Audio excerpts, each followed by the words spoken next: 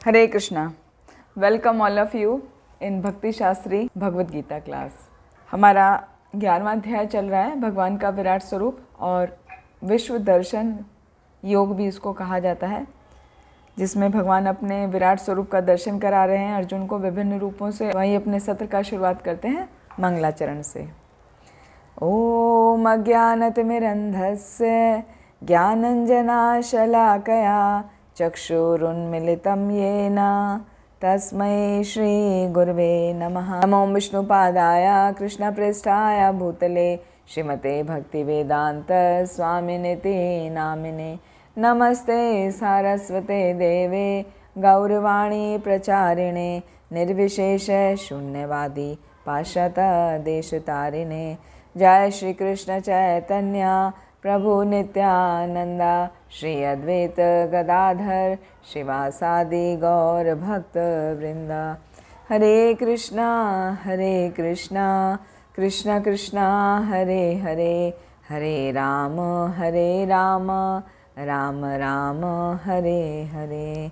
हरे कृष्णा कृष्ण कृष्ण हरे हरे, हरे राम राम राम हरे हरे।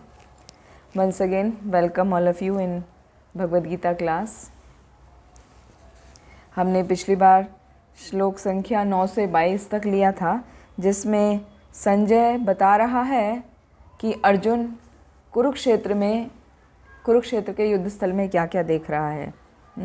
तो वहाँ पर आया था कि वो भगवान को हरि कह के संबोधित कर रहा है और साथ में भगवान की प्रार्थना करके कह रहा है कि हे भगवान, आपके असंख्य मुख हैं, असंख्य आपके नेत्र हैं और आपने असंख्य देवी हथियार उठाए हुए हैं, बहुत सारी मालाओं को धारण किया हुआ है, आपके जो वस्त्र हैं वो दिव्य हैं और आपके जो विश्व रूप है, जो 1000 भागों में विभक्त विभिन्न ब्रह्मांड उसमें प्रकट हो रहे हैं, वो सब मैं एक ही जगह देख पा रहा हूँ। और रोमांचित होकर उसने क्या किया, उसने अपना मस्तक झुकाया और भगवान को प्रणाम करके भगवान की प्रार्थनाएं करने लगा विभिन्न प्रकार से। और वो आगे कहता है कि मैं आपके इस स्वरूप में सभी जीवों का दर्शन कर रहा हूँ, यहाँ तक कि सारे देवता भी आप में ही उपस्थित हैं। आपके अनेक पेट हैं, अनेक मुख हैं, अनेक आँखें हैं जो सर्वत्र फैले हुए हैं। और आपका स्वरूप कैसा है, बिल्कुल चकाचौंध सूर्य के तेज के समान चमक रहा है, जैसे एक साथ हजारों सूर्य उदय हो गए हों, ऐसा आपका शरीर से चमक निकल रहा है। और हे भगवान, आप सबसे प्रथम पुरुष हैं, आप आदि हैं, अब नव यौवन हैं, आप पुराण पुरुष हैं। तो इस प्रकार से विभिन्न प्रार्थनाओं को करते हुए उसने अपने प्रांजलयो गृणंती, अपने दोनों हाथों की अंजलियों को जोड़ लिया। भगवान को प्रणाम करके वो कहने लगा कि मैं ही नहीं, जितने भी देवतागण हैं, आदित्य गण हैं, वसु साध्य विश्वदेव मरुदगण अश्वनी कुमार पितृगण गंधर्व यक्ष असुर सभी आपको आश्चर्यपूर्वक देख रहे हैं। यहाँ तक हमने पिछली बार किया था। फिर उसके आगे अर्जुन वर्णन कर रहा है कि सभी आपके दर्शन को देखकर सभी ब्रह्मांड, सभी देवी देवता कैसे हैं, बहुत ज़्यादा विस्मित हो गए हैं, एजिटेट हो गए हैं। तो देखते हैं श्लोक संख्या 23। रूपम महत्ते बहुवक्त्र नेत्रम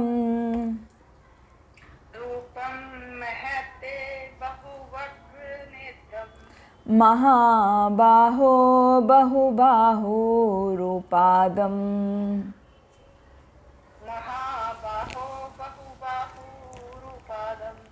बहुदरं बहुद्रष्टा करालम्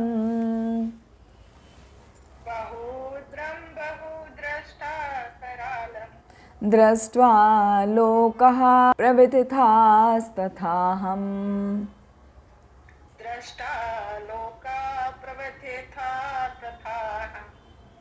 यस माता जी। हे महाबाहु, आपके इस अनेक मुख, नेत्र, बाहु, जंघा, पांव, पेट तथा भयानक दांतों वाले विराट रूप को देखकर देवतागण सहित सभी लोग अत्यंत विचलित हैं और उन्हीं की तरह मैं भी हूँ।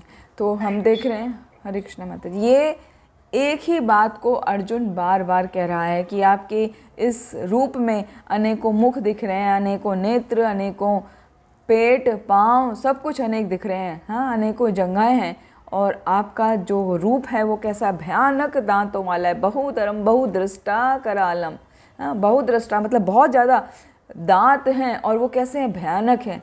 तो ऐसे रूप को देखकर सभी लोग विचलित हो रहे हैं, सभी भयभीत हो गए हैं, और साथ में मैं भी उन्हीं की तरह भयभीत हूँ। फिर आगे वापस वो बताएगा अर्जुन कि मैं और कैसे भयभीत हूँ, आपका क्या उसका रूप है। नभः स्पर्शम दीप्तम अनेक वर्णम नभस्पृशं दीप्तमनेकवर्णं व्यक्ताननं दीप्त विशाल नेत्रम व्यक्ताननं दीप्तविशालनेत्रं दृष्ट्वा हि त्वां प्रविदितान्तरात्मा दृष्टां हि त्वां प्रव्यथित्रान्तरात्मा धृतिं न विन्दामि शमं च विष्णु। धृतिं न विन्दामि शमं च विष्णु। हे सर्वव्यापी विष्णु, नाना ज्योतिर्मय रंगों से युक्त आपको आकाश का स्पर्श करते, मुख फैलाए तथा बड़ी बड़ी चमकती आंखें निकाले देखकर भय से मेरा मन विचलित है। मैं न तो धैर्य धारण कर पा रहा हूँ, न मानसिक संतुलन ही पा रहा हूँ। हरे कृष्णा माता जी। Hare Krishna, thank you very much प्रभु जी, बहुत अच्छा। तो यहाँ पर अर्जुन बता रहे हैं नभः स्पर्शम, हाँ, आकाश को छूता हुआ कैसा है आपका जो रूप है, जो ज्योतिर्मय रूप है, ज्योतिम अनेक वर्णम, आपका जो ज्योतिर्मय रूप है एकदम चमचमाता, वो कैसे आकाश तक छू रहा है, और वर्णम अनेकों अनेकों रंगों वाला है, विविध रंगों वाला है। व्यक्ताननम दीप्त विशाल नेत्रम, आपका मुख कैसा है, आननम कहते हैं मुख को, मुख कैसा है, खुला हुआ है, एकदम ब्रॉड, एक मुंह खोला हुआ है, और विशाल नेत्रम, नेत्र जो हैं बड़े बड़े हैं, छोटे छोटे नेत्र नहीं हैं, हाँ, साधारण भी नहीं है, बहुत बड़े बड़े नेत्र हैं। आपका एक नेत्र सूर्य कहलाता है और दूसरा नेत्र चंद्रमा कहलाता है। दृष्टा ही त्वाम प्रवतितांतरात्मा, दृष्टा ही त्वाम, आपके ऐसे रूप को देखकर प्रवतिथा, प्रवतित कहते हैं भयभीत होने को, विचलित होने को, डर के मारी, वो जब मानसिक संतुलन बिगड़ जाता है वो वाली स्थिति, इतना ज़्यादा प्रवतित हो गया। अंतरात्मा कि मेरी अंतर की आत्मा यानी मेरी सोल जो है वो भी डर से भयभीत हो गई है। धृतिम न विन्दामि शमम च विष्णु, धृतिम दृढ़ता यानी धैर्य, मैं धैर्य नहीं रख पा रहा हूँ, और शमम च विष्णु, हे विष्णु, हे कृष्ण, मुझे किसी प्रकार की शांति भी, मानसिक शांति भी नहीं मिल रही है। आपका रूप इतना भयानक है कि उसको देखकर मैं धैर्य नहीं धारण कर पा रहा हूँ, मैं मानसिक संतुलन नहीं रख पा रहा हूँ, मैं पूरी तरह से भयभीत हूँ। अब आगे अर्जुन प्रार्थना करेंगे, कृपया करके मुझ पर अपनी कृपा दृष्टि डालिए। श्लोक संख्या 25। दृष्टा करालानि चते मुखानि करालानि च ते मुखानि दृष्टेव कालानलसन्निभानि दृष्टेव कालानलसन्निभानि दिशो न जाने न लभे च शर्मा दिशो न जाने न लभे च शर्मा प्रसीद देवेश जगन्निवास। प्रसीद देवेषु जगन्निवास। बहुत हे सुंदर। देवेश, हे जगन्निवास, आप मुझ पर प्रसन्न हो। इस प्रकार से आपके प्रलयाग्नि स्वरूप मुखों को तथा विकराल दांतों को देखकर अपना संतुलन नहीं रख पा रहा हूँ। मैं सब ओर से मोहग्रस्त हो रहा हूँ।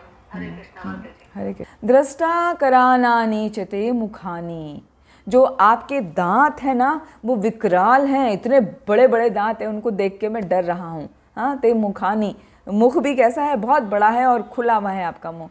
दृष्टेव काल अनल, काल अनल, अनल कहते हैं अग्नि को, वो भी अग्नि कैसी है, काल रूपी, मतलब काल रूपी अग्नि कहते हैं प्रलय की अग्नि को, जिसमें सब कुछ भस्म हो जाता है। तो आपके मुख से कैसी अग्नि निकल रही है, प्रलय रूपी अग्नि निकल रही है, जिसको देख के लग रहा है कि सब कुछ भस्म हो जाएगा।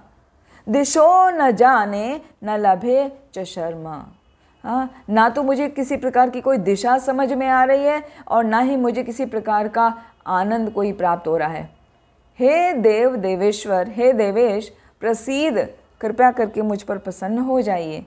जगन निवासा, आप समस्त जगत के आश्रय हैं। हे जगन निवास, समस्त जगत को आश्रय प्रदान करने वाले हे भगवान, मुझ पर आप प्रसन्न हो जाइए। और आपके विकराल मुख से जो प्रलय अग्नि निकल रही है और आपके विकराल दांत हैं, उनको देखकर मैं अपना संतुलन खो रहा हूँ और हर प्रकार से मैं मोहग्रस्त हो रहा हूँ, मुझे समझ नहीं आ रहा क्या करना चाहिए। फिर श्लोक संख्या 26 से 30 में अर्जुन बताएंगे, Arjun see the future outcome of the war, कि ये जो युद्ध होने वाला है उसका क्या क्या परिणाम होगा, वहाँ पर उनको नज़र आ रहा है अर्जुन को। तो अर्जुन आगे कहते हैं, अमी च त्वां धृतराष्ट्रस्य पुत्रः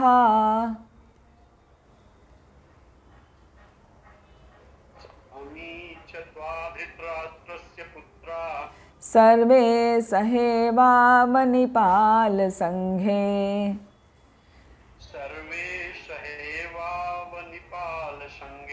भीष्मो द्रोणः सूतपुत्रस्तथासौ।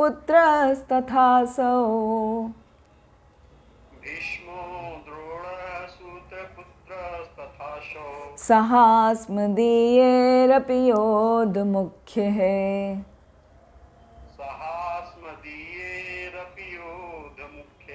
वक्त्राणि ते त्वरमाणा विशन्ति।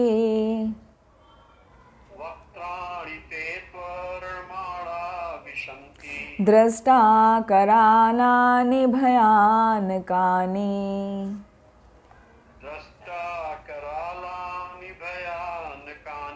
केचिद् विलग्ना दशान्तरेषु।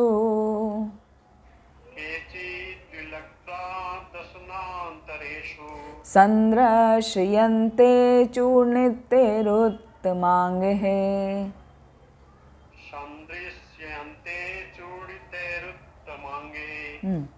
धृतराष्ट्र के सारे पुत्र अपने समस्त सहायक राजाओं सहित तथा भीष्म, द्रोण, कर्ण एवं हमारे प्रमुख योद्धा भी आपके विकराल मुख में प्रवेश कर रहे हैं। उनमें से कुछ के सिरों को तो मैं आपके दांतों के बीच चूर्णित हुआ देख रहा हूँ। हरे कृष्ण। हरे कृष्ण। बहुत सुंदर। अमी च त्वां धृतराष्ट्रस्य पुत्रा, हाँ, अमी च त्वां, ये जो धृतराष्ट्र के पुत्र हैं, सर्वे सह एव अवनिपाल संघे, और जितने भी वीर राजा हैं जो यहाँ पर उपस्थित हैं, उनका पूरा का पूरा समूह, पूरे ग्रुप, उसमें कौन कौन शामिल है? भीष्मो द्रोण है, सूतपुत्र तथा आसौ। भीष्मदेव, द्रोण के पुत्र, द्रोणाचार्य के पुत्र द्रोण, सूतपुत्र हैं कर्ण, और बाकी सब तथा सो अन्य सभी राजा जो वहाँ पर उपस्थित हैं, वो क्या आपके मुख में जा रहे हैं। वक्त्राणि ते त्वरमाणा विशन्ति। वक्त्राणि मतलब मुखों में, आपका जो मुख से तेज निकल रहा है, जो प्रलय की अग्नि निकल रही है, वो सब उसमें प्रवेश कर रहे हैं। और दृष्टा करालानि भयानकानि, वो जो आपका विकराल रूप है, भयानक दांतों वाला, उसको उस रूप में लगे रहकर, केचित विलग्ना दशांतरेषु, ऐसा लग रहा है कि उस रूप में दांतों के बीच सब कुछ आपके पिस रहा है। संदृश्यन्ते चूर्णितैरुत्तमाङ्गैः। उत्तम अंग, शरीर का हमारा उत्तम अंग कहलाता है सिर, ठीक है, शरीर का सबसे उत्तम अंग है सिर। तो जो शरीर का उत्तम अंग है यानी कि सिर, वो सब आपके मुख में प्रवेश कर रहे हैं, और ऐसा लग रहा है आप उन भयानक दांतों से उनको चूर्ण बना रहे हैं, उनको पीस रहे हैं। वो सभी धृतराष्ट्र के पुत्र, सभी राजा, यहाँ तक कि बड़े बड़े महायोद्धा भीष्म, द्रोण, कर्ण, ये सब समस्त आपके मुख में प्रवेश होते हुए प्रतीत हो रहे हैं और ऐसे लग रहा है कि आप उनको चूर्ण बना रहे हैं। तो यहाँ पर संकेत मिलता है कि कुरुक्षेत्र में जितने भी व्यक्ति वहाँ पर एकत्र हुए हैं युद्ध करने के लिए, दोनों पार्टी के, धृतराष्ट्र की पार्टी के और युधिष्ठिर की पार्टी के, है ना, दोनों दलों के जितने भी वहाँ योद्धा हैं वो सभी के सभी मारे जाएंगे, ऐसा प्रतीत हो रहा है भगवान के इस कथन से। और अंत में अर्जुन ही विजयी होगा। हाँ, तो इस प्रकार से एक भविष्यवाणी हो गई है। अर्जुन को पता चल गया है कि मैं और मेरे साथ में भाई जो पांडव हैं केवल वही बचने वाले हैं, बाकी सभी खत्म हो जाएंगे, क्योंकि वो साक्षात देख रहा है कि सब किस प्रकार से भगवान के मुख में प्रवेश कर रहे हैं, जबकि अभी सब वहाँ पर उपस्थित हैं, अभी युद्ध शुरू नहीं हुआ है, लेकिन विराट स्वरूप में अर्जुन देख रहा है कि सब के सब भगवान के मुख में उस प्रलय अग्नि में प्रवेश करते जा रहे हैं और भगवान अपने दांतों से, विकराल दांतों से उनका चूर्ण बना रहे हैं। तो उसको वहाँ पर ही पता चल गया कि अब आगे फ्यूचर में क्या होने वाला है। फिर आगे अर्जुन वर्णन करता है, यथा नदीनां बहवो अम्बुवेगः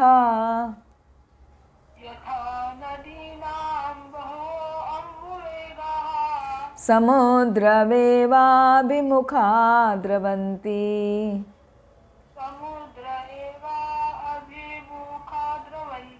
तथा तवामि नरलोकवीरा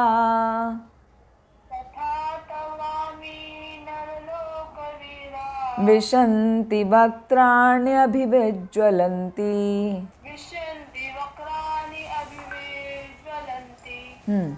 जिस प्रकार नदियों की अनेक तरंगे समुद्र में प्रवेश करती है, उसी प्रकार ये समस्त महान योद्धा भी आपके प्रज्वलित मुखों में प्रवेश कर रहे हैं। हरे कृष्ण माता जी, दंडवत हरे कृष्ण, दंडवत प्रणाम। यथा नदी नाम, यथा माने जिस प्रकार, यथा जिस प्रकार, तथा उसी प्रकार। तो यथा जिस प्रकार नदी नाम बहवो अम्बुवेगा, सब नदियाँ किस तरफ बहती हैं? समुद्र की तरफ। समुद्रम एव अभिमुख, अभिमुख मतलब उस तरफ, समुद्र की ओर द्रवंती दौड़ती हैं या बहती हैं। नदियाँ दौड़ती नहीं है, बहती हैं, है ना। तो जिस प्रकार सभी नदियाँ समुद्र की ओर बहती हैं, तथा उसी प्रकार तवामी नव नरलोक वीरा। नरलोक वीरा मतलब ये जो समाज है, ये जितने भी राजा, समस्त राजा यहाँ पर उपस्थित हैं, वो नरलोक वीरा विशंति वक्त्राण्य, विशंति वो प्रवेश कर रहे हैं, वक्त्राणी मतलब मुख में, आपके मुख में, अभिज्वलंती, अभी विज्वलंती, जो आपके मुख से अग्नि निकल रही है उसमें सभी लोग इस प्रकार प्रवेश कर रहे हैं जैसे सभी नदियाँ समुद्र की तरफ बहती हैं। तो एकदम स्पष्ट रूप से अर्जुन समझ पा रहा है कि क्या होने वाला है। आगे देखते हैं श्लोक संख्या 29। यथा प्रदीप्तं ज्वलनं पतंगा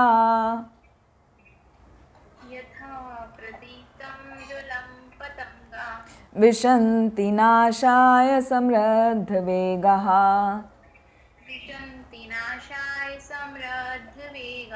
तथैव नाशाय विशन्ति लोकाः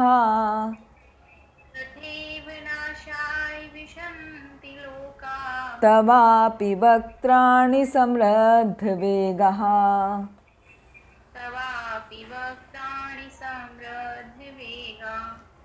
मैं समस्त लोगों को पूर्ण वेग से आपके मुख में उसी प्रकार प्रविष्ट होते देख रहा हूँ जिस पर पतंगे अपने विनाश के लिए प्रज्वलित अग्नि में कूद पड़ते हैं। हरे कृष्णा। हरे कृष्णा। यहाँ पर भी देखिए यथा और तथैव आ रहा है। यथा माने जिस प्रकार, तथैव उसी प्रकार। तो यथा प्रदीप तुम दोनों ही श्लोकों में एनालॉजी से समझाया गया है। ऊपर में समझाया था 28 में कि जैसे नदियाँ समुद्र में प्रवेश करती हैं ऐसे सभी महान योद्धा आपके मुख में प्रवेश कर रहे हैं। और यहाँ यथा प्रदीप्तम ज्वलनम पतंगा, जैसे पतंगा ज्वाला के अंदर प्रवेश करता है, विशंति नाशाय समृद्ध वेगः, उसका पूर्ण नाश हो जाता है ना। पतंगों को क्या, जलती हुई चीज़ अग्नि बहुत आकर्षित करती है, तो वो पतंगा अपने आप उसमें चला जाता है और जल जाता है। तथैव नाशाय विशन्ति लोका, उसी प्रकार ये सभी लोग अपने विनाश के लिए आपके मुख में तवापि वक्त्राणि समृद्ध वेगा, विशन्ति माने प्रवेश कर रहे हैं, वक्त्राणि मुखों में, आपके मुख में जो विभिन्न आपके मुख हैं अनेक अनेक, उसमें पूरे वेग से, समृद्ध वेगा, पूरे वेग से अंदर प्रवेश कर रहे हैं। ऐसा नहीं कि सिंपल तरीके से आ रहे हैं, ऐसे जूम करके सब के सब जा रहे हैं अंदर। तो आपका ऐसा भयानक रूप देखने से क्या भय लग रहा है, और ऐसा लग रहा है, अगले श्लोक में बता रहे हैं अर्जुन, ऐसा लग रहा है कि आप सभी को निगल जाएंगे, आप कुछ नहीं छोड़ने वाले। ले ली ह्यसे ग्रस मान है समन्ता, लोकान समग्रान वदने ज्वलद्भिः,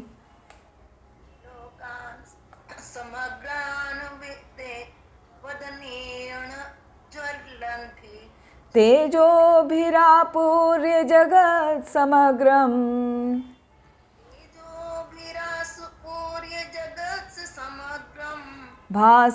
भासस्तवोग्रहा प्रतपन्ति विष्णु।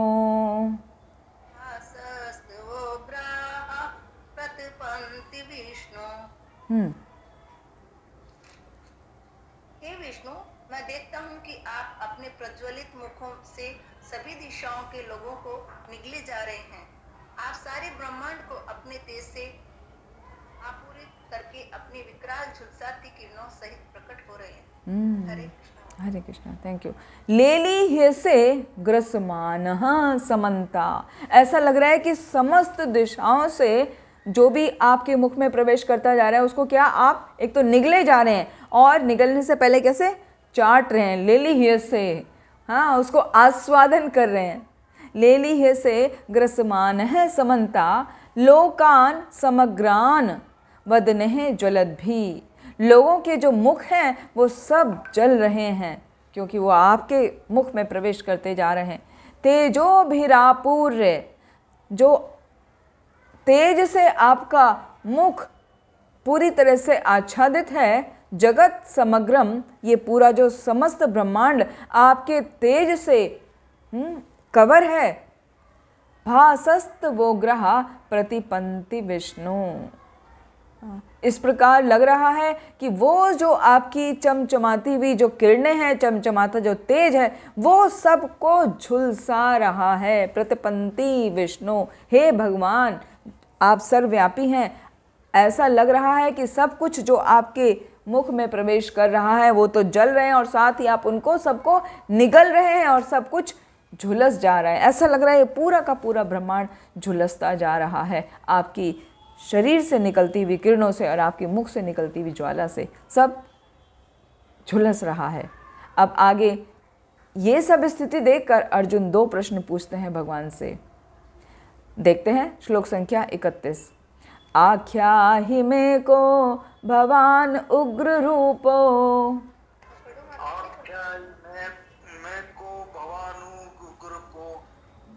उग्र रूपो, वेरी गुड। नमोस्तु ते देववर प्रसीदा, नमोस्तु ते देवर प्रसीद, विज्ञातुमिच्छामि भवन्तमाद्यम्, विज्ञातुमिच्छामि भवन्तमाद्यम्, नाहि प्रजानामि तव प्रवृत्तिम्, नाहि प्रजानामि तव प्रवृत्तिम्। वेरी गुड प्रभु जी। कृपा करके मुझे बतलाइए कि इतने उग्र रूप में आप कौन हैं। मैं आपको नमस्कार करता हूँ, कृपा करके मुझ पर प्रसन्न हो। आप आदि भगवान हैं। मैं आपको जानना चाहता हूँ क्योंकि मैं नहीं जान पा रहा हूँ कि आपका प्रयोजन क्या है। आख्या ही मतलब अर्जुन पूछ रहे हैं कृपया करके मुझे बताइए, उसका व्याख्यान कीजिए। आख्या ही में कहा भवान, भवान कहते हैं संस्कृत में आपको, है ना, जैसे इंग्लिश में यू बोलते हैं, हिंदी में आप बोलते हैं और संस्कृत में भवान। तो भवान और उसके साथ में संधि हो गया तो भवान उग्र रूपो हो गया, उसको संधि विच्छेद करेंगे भवान उग्र रूपः। तो भगवान अर्जुन कह रहे हैं कि हे भगवान, आपका जो ये भयानक रूप है, ये भयानक रूप में आप हैं कौन, कृपया करके मुझे बताइए। पहला प्रश्न, नमस्तु ते देववर प्रसीदा, मैं आपको नमस्कार करता हूँ, हे भगवान प्रसीद, मुझ पर प्रसन्न हो जाइए। फिर विज्ञातुम इच्छामि भमंतमाद्यम, विज्ञातुम इच्छामि, मैं आपको जानने का इच्छुक हूँ, भवंतम आपको, आद्यम आपका आदि कोई नहीं है, आदि ना प्रजा नामी, जानता हूँ तव प्रवृत्तिम, और आपका क्या प्रयोजन है ये भी मैं जानना चाहता हूँ, क्योंकि मैं समझ नहीं पा रहा हूँ कि चल क्या रहा है। आपका जो भयानक उग्र रूप है, आप उसमें हैं कौन? आप जो अपना विकराल रूप दिखा रहे हैं, उग्र रूप दिखा रहे हैं, वो तो समझ में आता है, लेकिन मैं समझ नहीं पा रहा हूँ फिर भी आप हैं कौन वास्तव में, और आपका प्रयोजन क्या है। प्रयोजन मतलब आप किस लिए ये सब दिखा रहे हैं, इसका क्या मतलब है। तो अर्जुन के इन दो प्रश्नों को सुनकर और इतनी जो प्रार्थनाएं की हैं अर्जुन ने, उन सब को सुनकर भगवान बोलते हैं, अभी भगवान उसके प्रश्नों का उत्तर देते हैं। श्लोक संख्या 32, श्री भगवान उवाच कालोऽस्मि लोकक्षयकृत् प्रवर्धो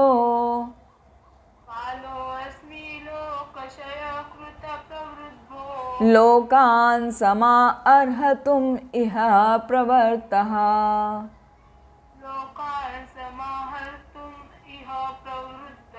ऋते अपि त्वां न भविष्यन्ति सर्वे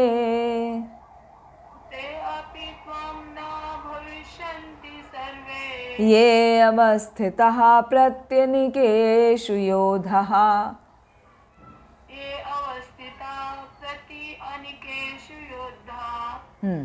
भगवान ने कहा, समस्त जगतों को विनष्ट करने वाला काल मैं हूँ, और मैं यहाँ समस्त लोगों का विनाश करने के लिए आया हूँ।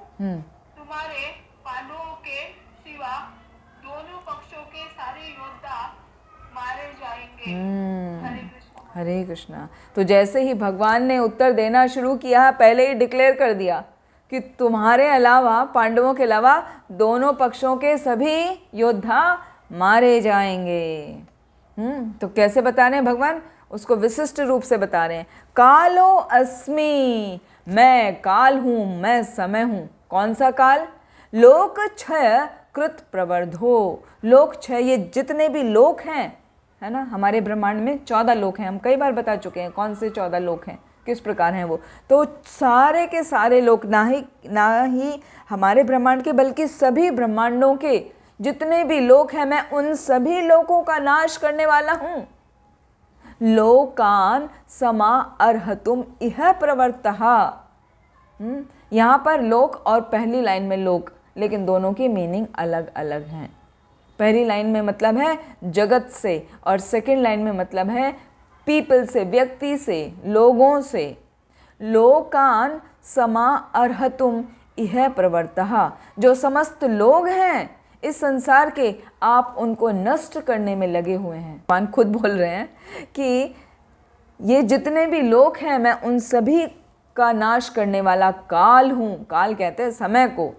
और ये जितने भी व्यक्ति हैं, जितने भी लोग हैं, इन सभी को मैं नष्ट करने वाला हूँ। फिर तीसरी लाइन में कहते हैं, ऋते अपि त्वां न भविष्यन्ति सर्वे ये अवस्थिता प्रत्यनीकेषु योधाः, कि तुम्हारे अलावा, हाँ, केवल तुम और तुम्हारे भाई पांडव, जो 5 पांडव हैं, उनके अलावा ये सभी मारे जाएंगे, सभी योद्धा मारे जाएंगे, तुम्हारे पक्ष के और विपक्ष के भी। तो यहाँ पर श्रील प्रभुपाद वर्णन करते हैं कि अर्जुन को पता है कि कृष्ण उसके मित्र हैं, लेकिन साथ में भगवान हैं। हाँ, अभी तक उसको एहसास हो चुका है कि ये खाली मेरे मित्र नहीं है। पहले वो मित्रवत ही व्यवहार कर रहा था, लेकिन उनका ऐसा स्वरूप देखकर वो समझ गया कि वो भगवान है। लेकिन उस स्वरूप को, विविध रूपों को देखकर, विविध रंगों को देखकर और विविध अंगों को देखकर वो आश्चर्यचकित हो गया और वो बार बार ऐसा पूछ रहा है कि ये कैसे हो रहा है। तो भगवान बताते हैं कि वेदों में भी स्पष्ट रूप से इसका वर्णन किया गया है कि परम सत्य हर वस्तु को, यहाँ तक कि ब्राह्मणों को भी नष्ट कर देता है। ब्राह्मण क्या, ब्राह्मण, क्षत्रिय, वैश्य, शूद्र, चारों जो वर्ण और आश्रम भगवान ने बनाए हैं उन सभी को नष्ट कर देते हैं, पूरे लोगों को नष्ट कर रहे हैं। तो ये वर्णाश्रम क्या है? कठोपनिषद में इसका वर्णन आता है, यस्य ब्रह्मा च क्षत्रम च उभे भवतः ओदनः मृत्युर यस्योपसेचनम का इत्था वेद यत्र सहा। इसका अर्थ है कि जितने भी 4 आश्रम हैं, ब्राह्मण, क्षत्रिय, वैश्य, शूद्र, वो सभी के सभी परमेश्वर द्वारा काल ग्रसित हो जाते हैं। मतलब वो काल के द्वारा, समय के द्वारा सब नष्ट हो जाते हैं। ऐसा नहीं है कि शूद्र या वैश्य ही खत्म होंगे, ब्राह्मण तो उच्च हैं तो वो कभी खत्म नहीं होंगे। भगवान के सामने कोई नहीं टिकता। भगवान सभी का भक्षण करने वाले हैं, इसीलिए उनको परमेश्वर कहा जाता है। वो सर्वभक्षी हैं, वो सर्वभक्षी काल के रूप में अपने आप को प्रस्तुत करते हैं। इसीलिए कहते हैं भगवान कालो अस्मि लोक क्षय कृत प्रवर्धो, मैं काल हूँ। जैसे कि भगवत गीता के दूसरे अध्याय में हमने देखा था कि अर्जुन बड़ा बिविल्डर है, उसे समझ नहीं आ रहा है कि क्या करे। न चेतद्विद्मः कतरन्नो गरीयो यद्वा जयेम यदिवानो जयेयुः यानेव न हत्वा न जिजीविषाम स्ते अवस्थितः प्रमुखे धार्त राष्ट्रः। वहाँ पर अर्जुन कहता है भगवान श्री कृष्ण से कि मुझे समझ नहीं आ रहा है कि मेरे लिए क्या श्रेष्ठ है, ये सबको जीतना या इनके द्वारा जीते जाना। मतलब मैं उनको युद्ध करके उनको मार दूं या वो मुझे मार दें, क्या श्रेष्ठ है, मुझे कुछ समझ में नहीं आ रहा है। तो जैसे वहाँ पर वर्णन आया था, सेम यहाँ पर भी वही है कि अर्जुन युद्ध करना ही नहीं चाहता। वो तो बार बार यही सोच रहा है कि मुझे युद्ध ना करना पड़े, वही ठीक है। वो सोच रहा है कि वो ही लोग जीत जाएं, उनके द्वारा हम जीते जाएं, वही ठीक है। लेकिन भगवान यहाँ पर बता रहे हैं कि नहीं, ऐसा ठीक नहीं है, क्योंकि तुम यदि उनको नहीं मारोगे तो भी ये तो ऑटोमेटिकली मेरे ग्रास बन चुके हैं, उनकी मृत्यु ऑलरेडी हो चुकी है। ऐसा नहीं है कि तुम उन्हें मारने जा रहे हो। अगले श्लोक में बताएंगे भगवान कि तुम्हें तो केवल निमित्त मात्र बनना है। ऐसा महाभारत में वर्णन आता है। जब द्रौपदी का चरण हुआ था, उस वक्त जिसने भी उस दृश्य का दर्शन लिया था उसमें कोई विरोध नहीं किया। उन सभी की मृत्यु उसी क्षण हो चुकी थी, उसी क्षण। महाभारत में ऐसा वर्णन आता है। वो सिर्फ और सिर्फ अपने दिन पूरे कर रहे थे, बाकी भगवान कृष्ण ने उसी क्षण सबको मार दिया था। तो वो ही यहाँ पर भगवान बता रहे हैं कि यदि तुम युद्ध नहीं करोगे तो भी वो तो मेरा ग्रास बन चुके हैं, क्योंकि मृत्यु को रोका नहीं जा सकता, चाहे कोई लड़े चाहे ना लड़े। जिसका समय जैसा निश्चित है उसकी मृत्यु होनी ही है। काल सबका विनाश करता है, काल से कोई नहीं बच सकता। हाँ, और परमेश्वर की इच्छा अनुसार पूरा संसार नष्ट होता है। यही प्रकृति का नियम है। नया उत्पन्न होता रहता है और पुराना विनष्ट होता रहता है। और संसार, प्रकृति निरंतर चलती रहती है, उसका कभी रुकावट नहीं होती। ऐसा कभी नहीं होता कि किसी की मृत्यु हो गई तो दुनिया रुक गई, उसका परिवार सफ़र कर रहा है, कुछ नहीं हो रहा है। ऐसा कभी नहीं होता। जबकि सबको ऐसा ही लगता है कि मैं चला जाऊंगा तो किस प्रकार मेरा परिवार रहेगा, किस प्रकार मेरे पत्नी या बच्चे या हस्बैंड रहेंगे, जो भी जिसका भी रिलेशन है। सबको यही चिंता खाए रहती है दिन रात। ओल्ड एज में आने पर या कोई बीमार है तब बस वो इसी चिंता में परेशान रहते हैं कि मेरे बाद मेरे परिवार का क्या होगा। जबकि वास्तविकता ये है, काल सबका विनाश करता है और ये प्रकृति का नियम है। संसार विनष्ट होता ही है और नया उत्पन्न होता है। तो उत्पत्ति, पालन और संहार सब भगवान के ही द्वारा किया जाता है। इस प्रकार ही प्रकृति चलती है। कभी कोई कार्य किसी का रुकता नहीं है। पुराने जाते रहते हैं और नए आते रहते हैं। तो नए कहाँ से आते हैं? नई आत्माएं उत्पन्न नहीं होती हैं एक्चुअली। जो जाते हैं वो ही आत्मा वापस नया शरीर लेकर नए नए रूपों में आ जाती है और हमें लगता है कि वो चले गए। कोई कहीं नहीं जाता। आत्मा कभी ना मरती है, ना उसका कभी नाश होता है। वो ट्रांसफॉर्म होती रहती एक शरीर से दूसरे शरीर में। फिर भगवान आगे बताते हैं अर्जुन को कि जो कृष्ण का जो मेरा प्लान है उस पर फिक्स रहो। हाँ, क्या बता रहे हैं देखिए, श्लोक संख्या 33। तस्मात् उत्तिष्ठ यशो लभस्व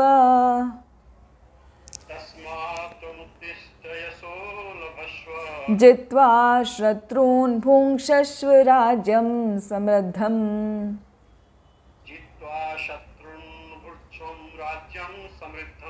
मयैवेते निहता पूर्वमेव।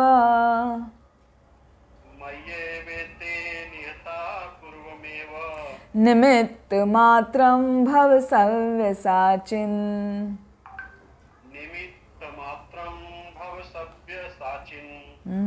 अतः उठो, लड़ने के लिए तैयार हो और यश अर्जित करो। अपने शत्रुओं को जीतकर संपन्न राज्य का भोग करो। ये सब मेरे द्वारा पहले ही मारे जा चुके हैं और हे सव्यसाची, तुम तो युद्ध में केवल निमित्त मात्र हो सकते हो। हरे कृष्ण। हरे कृष्ण। बहुत सुंदर। ये जो भगवान कह रहे हैं यहाँ पे निमित्त मात्र वर्ड, हाँ, शब्द निमित्त मात्र बहुत ही महत्वपूर्ण है। इसको अंडरलाइन कर लीजिए। तो भगवान आदेश दे रहे हैं, तस्मात्, इसलिए, तुम उठो, उत्थिष्ठ उठो, यशो लभस्व, यश प्राप्त करो। हाँ, यश और लाभ प्राप्त करो। कैसे? जित्वा शत्रुन भुङ्क्षस्व, जित्वा शत्रुन, शत्रुओं को जीतो और भुङ्क्षस्व राज्यम, राज्य का भोग करो और समृद्धम, संपन्न बनो। तो उठो, आलस में बैठो नहीं, चिंता में, एंजाइटी में मत रहो, उससे बाहर निकलो। उठो, युद्ध करो, यश की प्राप्ति करो, श्रेय की प्राप्ति करो। जित्वा शत्रुन, शत्रुओं को जीतो और राज्य समृद्धशाली बनाओ, उसका भोग करो। मयैवेते निहता पूर्वमेव, मेरे द्वारा सब कुछ पहले से ही निश्चित है। मैंने सबको मार दिया है ना। निहता, मारा जा चुके हैं या मारे गए हैं अब तक, सब मेरे द्वारा पहले ही मारे जा चुके हैं। पूर्वमेव, पहले से ही। तुम्हें करना क्या है? निमित्त मात्रम, तुम्हें केवल कारण बनना है। कारण मात्र निमित्तम ही बनना है। भव, निमित्त मात्र बनो, भवाने बनो। हे सव्यसाचिन, सव्यसाची कहकर अर्जुन को भगवान बुला रहे हैं। तो यहाँ पे सव्यसाची शब्द भी बहुत ही महत्वपूर्ण है। सव्यसाची का अर्थ है वो व्यक्ति जो बहुत ही कौशल के साथ में युद्ध करता है। खासकर अर्जुन के लिए आया है। तो अर्जुन की विशिष्टता ये थी कि वो दोनों हाथों से तीर चला सकता था। जनरली क्या होता है, लेफ्ट में बो पकड़ा जाता है और राइट से एरो छोड़ा जाता है ना। राइट से तीर छोड़ा जाता है और लेफ्ट में कमान पकड़ा जाता है। लेकिन अर्जुन क्या, वो राइट में भी पकड़ता था और लेफ्ट से भी छोड़ता था। तो ये उसकी विशेषता थी। तो उसके लिए यहाँ पर आया है सव्यसाची। वो हर डायरेक्शन में जहाँ भी होता था वो पूरा, उसको घूमने की ज़रूरत नहीं होती थी। इधर से ऐसे कर दिया, इधर से ऐसे कर दिया, क्विकली, बहुत क्विक करता था। उसी को कहते हैं अत्यंत कौशल। इसीलिए उसका नाम दिया भगवान ने सव्यसाची। तो इस प्रकार अर्जुन सभी को मौत के घाट उतार सकता था। हाँ, युद्ध कला में उसको निपुणता प्राप्त थी। और दूसरा शब्द है यहाँ पर निमित्त मात्र। निमित्त मात्र, केवल तुम ही कारण हो। तुम्हें तो केवल कारण बनना है। जैसे किसी ने कोई कार्य पहले ही कर दिया है ना। फॉर एग्ज़ाम्पल, जब कोई बड़ा फंक्शन होता है तो बड़े फंक्शन में क्या किया जाता है, हाँ, रिबन कटिंग होती है ना। तो रिबन कटिंग करने के बाद उसका इनॉग्रेशन होता है, उद्घाटन होता है। तो वास्तव में क्या होता है, पहले ही सब कुछ रेडी होता है ना, कुछ नहीं करना होता, सब कुछ पहले से ही रेडी है। बस जो चीफ गेस्ट आएगा वो रिबन काटेगा और उसका उद्घाटन माना जाएगा। तो वास्तव में क्या चीफ गेस्ट ने कोई कार्य किया? वो तो आए अपने कार में अपने फ्रेंड्स के साथ में और उन्होंने आके रिबन कट किया, रेड रिबन कट किया और इनॉग्रेशन मान के फ्लावर क्लैपिंग सब कुछ हुआ और प्रोग्राम स्टार्ट हो गया। वास्तविकता क्या है? वास्तविकता जो ऑर्गेनाइज़र हैं, जो सब कुछ वहाँ पर मैनेज कर रहे हैं, उन लोगों ने सब कुछ अच्छे से पहले ही तैयारियां करके रखी हैं। तो जैसे किसी भी कार्यक्रम का उद्घाटन करने के लिए कार्यकर्ता, वहाँ के जो मैनेजर हैं, जो वहाँ के सहायक लोग हैं, वो सब कार्य पहले से तैयार करके रखते हैं और चीफ गेस्ट आके सिर्फ रिबन कट करता है और नाम उसका हो जाता है कि उसने उद्घाटन किया। उसी तरह यहाँ पर अर्जुन को भगवान कह रहे हैं, तुम्हें तो सिर्फ निमित्त मात्र बनना है, मैंने सबको ऑलरेडी मार दिया है, कोई भी जीवित है ही नहीं। अपना धनुष उठाओ और युद्ध करो। सव्यसाची निमित्त मात्रम। तो ये दो शब्द यहाँ पर बहुत इम्पॉर्टेंट हैं। फिर श्रील प्रभुपाद ने वर्णन किया है, जो अल्पज्ञ लोग होते हैं वो सोचते हैं कि ये प्रकृति क्या अपने आप चल रही है, सब कुछ अचानक हो जा रहा है, जबकि वास्तविकता ऐसी नहीं है। वास्तविकता ये है कि सब कुछ भगवान की योजना के अनुसार ही होता है। भगवान की योजना क्या है? भगवान ने ये जो जगत बनाया है वो सभी बद्ध जीवों के लिए ही बनाया है। जो बद्ध जीव भगवान पर विश्वास करके श्रद्धा से उनकी सेवा करते हैं, अपने जीवन का उपयोग करते हैं, वो भगवत धाम चले जाते हैं। और जो ऐसा नहीं कर पाते वो यहीं जन्म मरण के चक्र में घूमते रहते हैं। अभी इस शरीर में हैं, फिर अगले बार कोई और शरीर में होंगे, फिर अगली बार और कोई शरीर में होंगे। वो निरंतर उनका आवागमन चलता ही रहता है। तो ये जो बनाया है भगवान ने जगत, वो सभी जीवों के उद्धार के लिए ही बनाया है कि आओ और यहाँ इस मृत्यु जगत से बाहर निकलो। तो जो भी कोई व्यक्ति भगवान की इच्छा को समझ जाता है वो आसानी से भक्ति में लगता है और भगवान की सेवा में लगता है। वो भगवान की योजनाओं को जान जाता है और ऐसे व्यक्ति को कहा जाता है परम बुद्धिमान, जो इस दृश्य जगत की उत्पत्ति और संहार भगवान के द्वारा ही होता है, इस बात को भली भांति जानता है। तो यदि कोई भक्ति का भाव यानी कृष्ण भावनामृत से पूरी तरह ओतप्रोत हो जाए, भगवान की सेवा में लगा रहे, तो उसका जीवन सफल है, उसका जीवन कृतार्थ है। तो इस श्लोक से हमें ये एक टीचिंग मिलती है सीखने को कि हमें भगवान की सेवा में लगे रहना चाहिए। ये नहीं सोचना चाहिए कि ये कार्य मुझे करना है, सब कुछ पहले से ही संपन्न है, आपको तो केवल निमित्त मात्र बनना है, अपना कर्तव्य का पालन करना है। जैसे भगवान अर्जुन को बोल रहे हैं, उठो, अपना धनुष बाण उठाओ और युद्ध करो, अपने राज्य को समृद्ध बनाओ और उसका भोग करो। इसी प्रकार हम सभी को अपने अपने कर्तव्यों का पालन करना है, भगवान के आदेशों का पालन करते हुए जो गुरु के द्वारा हमें निर्देश मिले हैं उनका पालन करते हुए अपने जीवन को भगवान की सेवा में लगाकर कृतार्थ बनाना है, सफल बनाना है। वही हमारे जीवन का उद्देश्य है, वरना बेकार है। फिर आगे भगवान बता रहे हैं कि जीवन संघर्ष में विजयी किस प्रकार बना जाए। देखिए इस श्लोका में छिपा हुआ है, अब आप पढ़ेंगे तो आप कहेंगे इसमें कहाँ लिखा है। समझिए श्लोक संख्या 34। द्रोणं च भीष्मं च जयद्रथं च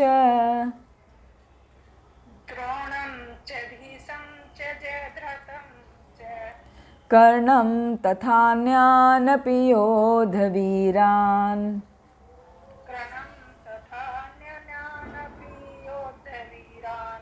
मया हतास्त्वं जहिमा व्यथिष्ठा मया हता त्वं जहिमा व्यतिष्ठा युध्यस्व जेतासि रणे सपत्नान्। युद्धस्व जेतासि रणे सपत्नान्। द्रोण, भीष्म, जयद्रथ, कर्ण तथा अन्य महान योद्धा पहले ही मेरे द्वारा मारे जा चुके हैं। अतः तुम उनका वध करो और तनिक भी विचलित न हो। तुम केवल युद्ध करो। युद्ध में तुम अपने शत्रुओं को परास्त करोगे। तो देखिए, हमने कहा ना, इसमें वर्ड टू वर्ड में जाएंगे तो आपको वो नहीं मिलेगा, हाँ, लेकिन वो हिडन फार्मूला है। पहले समझते हैं कैसे।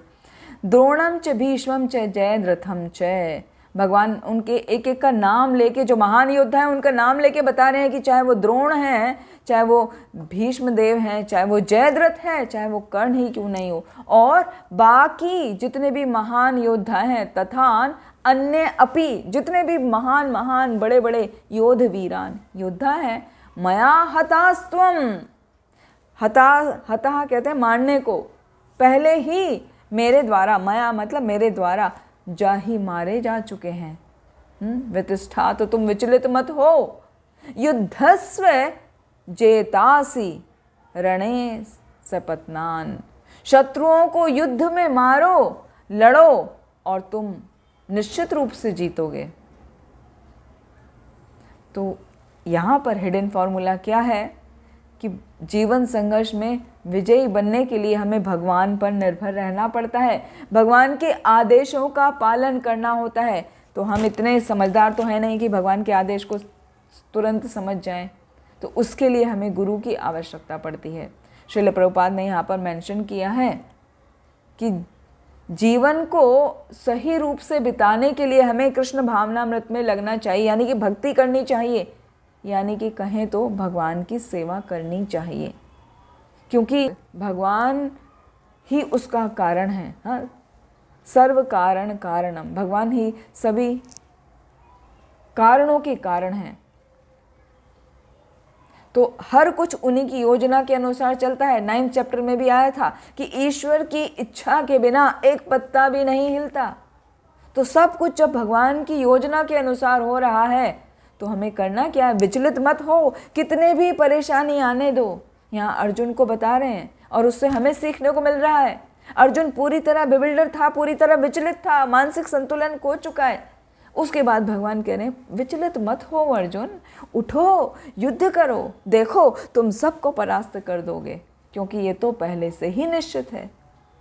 तो यहाँ हमें जानना है कि किस प्रकार, ये समझना है कि किस प्रकार हर चीज़ पहले से ही निश्चित है। हमें तो केवल अपना कार्य को संपादित करना है, अपने कार्य को करना है ड्यूटी समझ के। तो जब हम भगवान की योजना के अनुसार अपने जीवन को व्यतीत करते हैं तो वो ही हमारे जीवन में सफलता का मुख्य कारण बन जाता है। मनुष्य को चाहिए कि ऐसी योजनाओं का अनुसरण करे और जीवन संघर्ष में विजयी बने। भगवत गीता के 18वें अध्याय में भी आता है, भक्त्या माम अभिजानाति यावान या च अस्मि तत्वतः। भगवान को वही जानता है जो भक्ति करता है। भक्त्या माम अभिजानाति, भक्ति के द्वारा ही भगवान को जाना जा सकता है, तभी भगवान के संदेश को हम समझ सकते हैं। अन्यथा कहेंगे कि ये सब कोरी बकवास है या किसी का मेंटल काल्पनिक लेखन है। इस तरह के विचार आते हैं लोगों के मन में, ऐसा हमने वास्तविकता में देखा है। इनको नास्तिक कहते हैं। तो ऐसे लोगों को कभी समझ में नहीं आएगा। वो जीवन का संघर्ष पूरा जीवन बिता देते हैं, वो कभी विजयी नहीं हो पाते। क्योंकि भगवान बताते हैं, श्रीमद् भागवतम में भी इसका वर्णन आता है 9वें स्कंद में, साधवो हृदयम मह्यम साधूनाम हृदयम त्वहम मदन्यतेना जानन्ति नाहम तेभ्यो मनाक अपि। क्या कहते हैं भगवान? साधवो हृदयम मह्यम, कि शुद्ध भक्त जो है वो मेरे हृदय में वास करते हैं। साधूनाम हृदयम तो हम, और शुद्ध भक्तों के हृदयों में निसंदेह मैं वास करता हूँ। मेरे हृदय में साधु और साधुओं के हृदय में मैं रहता हूँ। मदन्यते ना जानन्ति, वो साधु पुरुष जो शुद्ध भक्त हैं, उनको यहाँ साधु कहा गया है। जो शुद्ध भक्त हैं वो मेरे अलावा कुछ नहीं जानते, वो किसी को नहीं जानते। ना हम तेक्यो ना हम तेभ्यो मनाक अपि, और मैं भी उनके अलावा किसी को नहीं जानता। जबकि समस्त अनगिनत जीव हैं इस ब्रह्मांड में, अनेकों अनेकों ब्रह्मांड में अनेकों अनेकों जीव हैं, फिर भी भगवान कह रहे हैं मैं उनको नहीं जानता। किनको जानता हूँ? जो मेरे प्रति समर्पित हैं, जो मेरे शुद्ध भक्त हैं। तो ये हिडन मैसेज है यहाँ श्लोक में कि हमें भगवान के प्रति समर्पित होकर अपने जीवन को बिताना चाहिए, तभी हम जीवन संघर्ष में सफलता को प्राप्त कर सकते हैं। आगे श्लोक संख्या 35 से 46 तक अर्जुन की विभिन्न प्रार्थनाएं आती हैं, जो संजय बता रहा है धृतराष्ट्र को उनके कक्ष में बैठा बैठा। तो देखिए आगे संजय क्या बता रहे हैं। संजय वाचा, संजय उवाच एतत् श्रुत्वा वचनं केशवस्य, एतत् श्रुत्वा वचनं केशवस्य कृताञ्जलिर्वेपमानः किरीटी, कृताञ्जलिवेपमानः किरीटी नमस्कृत्वा भूय एवाह कृष्णं, नमस्कृत्वा भूय एवाह कृष्णं स गद्गदं भीतः प्रणम्य, सगद्गदं भीत प्रणम्यम्। संजय ने धृतराष्ट्र से कहा, हे राजा, भगवान के मुख से इन वचनों को सुनकर कांपते हुए अर्जुन ने हाथ जोड़कर उन्हें बारंबार नमस्कार किया। फिर उसने भयभीत होकर अवरुद्ध स्वर में कृष्ण से इस प्रकार तो कृतांजलिर मतलब अपने हाथों को, कृत कहते हैं हाथों को, हाथों की अंजलि बनाई और उनको जोड़ा।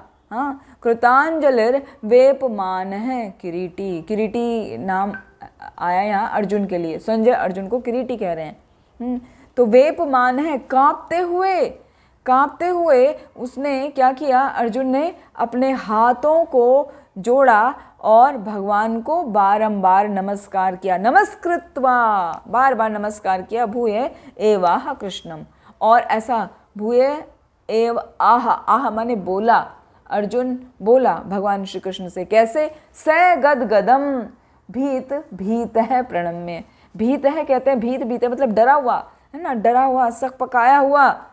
और स गदगद, अवरुद्ध वाणी में, जब हमारा गला अवरुद्ध हो जाता है तो कैसे गले से आवाज़ नहीं निकलती, ऐसे करना पड़ता है ना। अचानक ही बोलते बोलते ऐसा हो जाता है कई बार, तो वो हमारे भाव के कारण हो जाता है। वहाँ पर अर्जुन पूरी तरह डरा हुआ है भगवान के उस स्वरूप को देखकर। तो भगवान जो उसको डांट रहे ना, उठो युद्ध करो, तो उस भाव के साथ में और उस निर्देश के साथ में वो उठकर भगवान को प्रणाम करता है और कांपते हुए गदगद वाणी से भगवान को प्रणाम करके वो बोल रहा है। अब क्या बोल रहा है वो आगे देखेंगे। तो इस तरह उसका कंठ अवरुद्ध हो गया है। वो पूरी तरह आश्चर्यचकित है, क्योंकि पहले तो वो भगवान को मित्र रूप में समझ रहा था ना, अभी तो उसे समझ में आ गया ये मित्र नहीं है, ये तो भगवान है। तो मुझे भक्ति ही करनी चाहिए, जैसा वो मुझे ऑर्डर दे रहे हैं, आदेश दे रहे हैं, मुझे उसी का पालन करना है। तो ऐसा संजय ने बताया धृतराष्ट्र को कि वहाँ पर क्या चल रहा है। तो बीच बीच में जैसे लाइव टेलीकास्ट में हम देखते हैं ना, एंकर को दिखा देते हैं, अदरवाइज तो पूरी रिपोर्ट चल रही होती है। बीच बीच में एंकर को दिखा देते हैं तो पता चलता है कि हाँ, ये रिपोर्ट एंकर के द्वारा प्रस्तुत की जा रही है, राइट। तो ऐसे ही है, बीच बीच में संजय प्रकट हो जा रहे हैं, संजय वाचा, अदरवाइज वो चल रहा है वहाँ पर जो अर्जुन और कृष्ण के बीच है। तो संजय अर्जुन और कृष्ण के बीच का संवाद धृतराष्ट्र को बता रहे हैं। तो अभी अर्जुन क्या बता रहे हैं, अर्जुन क्या बोल रहे हैं, देखिए श्लोक संख्या 36 में। अर्जुन वाचा,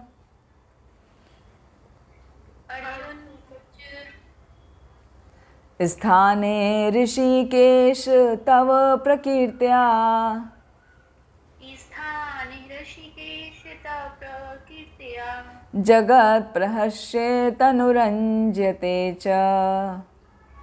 जगत्प्रहस्यति अनुरञ्जन्ते च। रक्षांसि भीतानि दिशो द्रवन्ति। रक्षांसि भीतानि दिशो द्रवन्ति। सर्वे नमस्यन्ति च सिद्धसङ्गः। सर्वे नमस्यन्ति च सिद्धसङ्गः। अर्जुन ने कहा, हे ऋषिकेश, आपके नाम के श्रवण से संसार हर्षित होता है और सभी लोग आपके प्रति अनुरक्त होते हैं। यद्यपि सिद्ध पुरुष आपको नमस्कार करते हैं, किंतु असुरगण भयभीत होते हैं और इधर उधर भाग रहे हैं। यह ठीक ही हुआ है। हरे कृष्णा माता। हरे कृष्णा। यह ठीक ही हुआ है। हाँ, कितनी अच्छी बात यहाँ पर बता रहे हैं अर्जुन कि ये जो चल रहा है सब ठीक ही हुआ है। तो क्या बता रहे हैं? स्थान है, स्थान है मतलब इससे हुआ है वो ठीक ही हुआ है। ऋषिकेश तव प्रकृतिया, कि आपकी, हे ऋषिकेश, हे इंद्रियों के स्वामी, आपकी कीर्ति को देखकर जगत प्रहर्षेत अनुरंज्यते च। ये जो पूरा जगत है, जो पूरा संसार है, वो प्रहर्षति, हर्षित हो रहा है, प्रसन्न हो रहा है। और अनुरज्यते, अनुरज्यते मतलब आपके प्रति आसक्त हो रहा है, आपसे अनुरक्त हो रहा है। आपके प्रति देखकर उनके मन में बहुत ही भावना जागृत हो रही है, जो कैसी है, पॉजिटिव फीलिंग आ रही है। अनुरक्त होना मतलब पॉजिटिव फीलिंग होना। तो बहुत ही हर्षित हो रहे हैं सब आपको देख के। रक्षांसि भीतानि दिशो द्रवंती, लेकिन सब हर्षित हो रहे हैं ऐसा नहीं है। क्या? रक्षांसि, जो असुरगण हैं वो भीतानि, वो डर रहे हैं। हाँ, दिशो द्रवंती, और वो सभी दिशाओं में डर के भाग रहे हैं। तो हर कोई ऐसा नहीं है कि आपके उस रूप को देखकर प्रसन्न नहीं हो रहा है। कुछ ऐसे भी हैं जो डर के भाग रहे हैं। सर्वे नमस्यन्ति च सिद्ध संगा, और जो सिद्ध संगा, जो सिद्ध पुरुष हैं वो आपको नमस्कार कर रहे हैं। जो साधारण लोग हैं वो आपको देखकर, आपकी कीर्ति को देखकर हर्षित हो रहे हैं। कुछ आपके प्रति अनुरक्त हो रहे हैं, कुछ डर रहे हैं, और कुछ सिद्ध पुरुष आपको नमस्कार कर रहे हैं। तो ये जो हो रहा है ना, वो ठीक ही हो रहा है, ऐसा अर्जुन बता रहे हैं। क्योंकि अर्जुन पूरी तरह भी कन्विंस्ड हो चुके हैं कि वो कृष्ण कोई साधारण नहीं है। हाँ, अर्जुन को भी अभी इंटेलिजेंस आ गया। कहते हैं ना भगवान, ददामि बुद्धि योगम तम तेन माम उपयांति ते। जो मेरे शरणागत हो जाता है, मेरे लिए सेवा करता है, भगवान उसे बुद्धि प्रदान करते हैं। तो अर्जुन ने शरणागति ले ली है, तो वो भी कैसा हो गया, इंटेलिजेंट हो गया। उसको समझ आ गया कि भगवान जो करते हैं वो सब ठीक करते हैं, उचित करते हैं। वो जान गया अर्जुन कि कृष्ण ही पालक हैं, वो ही भक्तों के वर्शिपेबल डीटी हैं, मतलब वो ही आराध्य हैं, और वो ही अवांछित तत्वों का संहार करने वाले हैं। तो उनका जो भी कार्य होता है वो शुभ ही होता है वास्तव में। कुछ को अशुभ लग सकता है, जैसे यहाँ उस रूप को देखकर असुरगण तो डर रहे हैं, सिद्ध उनकी पूजा कर रहे हैं, प्रणाम कर रहे हैं। हाँ, कुछ उनको देख के हर्षित हो रहे हैं। तो सबका अलग अलग, जैसा जिसका हृदय का भाव, वैसा वैसा वो भगवान को उस रूप में स्वीकार कर रहे हैं, वैसा वो विनिमय कर रहे हैं। तो अंतरिक्ष से अनेक देवता, सिद्ध, चारण, उच्च लोक के बुद्धिमान प्राणी युद्ध को देख रहे थे, क्योंकि युद्ध में कृष्ण उपस्थित थे। सभी लोग ऊपर से देख रहे हैं। जैसे कि श्रीमद् भागवतम में जब भी भगवान किसी भी लीला को करते हैं, तो हर लीला के अंत में ये होता है कि भगवान की लीला को सभी देवतागण और उनकी स्त्रियां और सिद्ध, चारण सभी आकाश से देख रहे हैं। और जब लीला पूरी हो जाती है, कोई भी असुर का वध जब करते हैं भगवान, तो ऊपर से वो पुष्पों की वर्षा करते हैं। तो यहाँ पर भी भगवान अपना विराट स्वरूप दिखा रहे हैं, कोई साधारण बात थोड़ी है, वो विशेष विशिष्ट बात है, इसीलिए सब लोग ऊपर से देख रहे हैं। तो जब अर्जुन ने भगवान का विश्व रूप देखा तो देवताओं को तो आनंद हुआ, और जो अन्य लोग थे जैसे असुर और नास्तिक थे, वो उनकी प्रशंसा को सुन नहीं पाए, और जो राक्षस इत्यादि थे, असुरगण थे, वो तो वहाँ से भाग गए। तो यहाँ पर जो इम्पोर्टेंट बात है वो ये है कि भक्त हर स्थिति में भगवान का गुणगान करता है, वो कभी भयभीत नहीं होता असुर की तरह। वो हर स्थिति में प्रसन्न रहता है, भगवान का गुणगान करता है। उसको ये पता रहता है कि चाहे मेरे साथ कुछ अच्छा हो रहा है या खराब, वो सब मेरे ही हित में है, मेरा कुछ ना कुछ इसमें हित जरूर छिपा है। कई बार होता है ना, हमारे साथ कुछ गलत होता है तो हम जब तक भक्ति में नहीं होते तो भगवान को ही सीधा दोष देते हैं कि भगवान तूने मेरे साथ ऐसा क्यों किया, मैंने तेरी इतनी पूजा करी, इतना मंदिर गई, इतना प्रसाद चढ़ाया, इतना दूध चढ़ाया, ये करा वो करा। ऐसा वास्तविकता में होता है। तुरंत दोष आरोपण भगवान पर कर देते हैं। मैंने इतना समय से इतना इतना फास्टिंग किया, ये किया वो किया, सब गिनाने बैठ जाएंगे, तूने मुझे ये बदला दिया, मेरे साथ इतना गलत हो गया। लेकिन भक्त का स्वभाव कभी ऐसा नहीं होता। भक्त हमेशा गुणगान ही करता है भगवान का। उसको पता है कि जो कुछ मेरे साथ हुआ है, हो सकता है वो मेरे ही हित में हो, मुझे अभी नज़र नहीं आ रहा है, बाद में होगा। ये श्रीमद् भागवतम में ब्रह्मा जी की प्रेयर है, तत्ते अनुकंपाम सुसमीक्षमाणो भुंजानेवात्मकृतं विपाकम हृदवाग वपुर्भिर्विद्धन् नमस्ते जीवेत यो मुक्ते पदे सदाय भाग। वहाँ पर ब्रह्मा जी बहुत सुंदर प्रेयर गाते हैं। वहाँ कहा जाता है कि जो भक्त होता है वो सदैव भगवान को हृदय से, वाणी से और शरीर से बारंबार प्रणाम करता रहता है, क्योंकि उसको पता है कि जो भी कष्ट आ रहे हैं वो उन कष्टों से भी ज़्यादा उसको कष्ट मिलने वाले थे। लेकिन भगवान आपकी बहुत कृपा है, जो मुझे बहुत ही सीमित मात्रा में बहुत ही थोड़े कष्ट मुझे मिले हैं, ये आपकी बहुत कृपा है। और जो भी मुझे कुछ अच्छा मिल रहा है वो भी आप ही की कृपा है। मैं उसके योग्य नहीं था, फिर भी आपने मुझे असीम दिया। मैं थोड़ा प्राप्त करने के योग्य था, लेकिन आपने मुझे बहुत दिया। तो कुछ अच्छा होता है तो भगवान की कृपा मानता है, कुछ गलत होता है तो भगवान की कृपा मानता है कि भगवान मैं दोषी हूँ, मेरे से बहुत बहुत अपराध हुए होंगे, जो बहुत बड़े दंड के मैं योग्य हूँ, फिर भी आपने मुझे इतने छोटे से में क्षमा कर दिया। तो वो हर स्थिति में भगवान का गुणगान करता रहता है। तो इस प्रकार अर्जुन अपनी विभिन्न विभिन्न प्रार्थनाएं करके भगवान को प्रसन्न करने की कोशिश कर रहा है। तो आज यहीं पर विराम देते हैं। आज के जो इम्पॉर्टेंट श्लोकास हैं, श्लोकास तो भगवान ने कहे हैं, सभी कुछ इम्पॉर्टेंट है।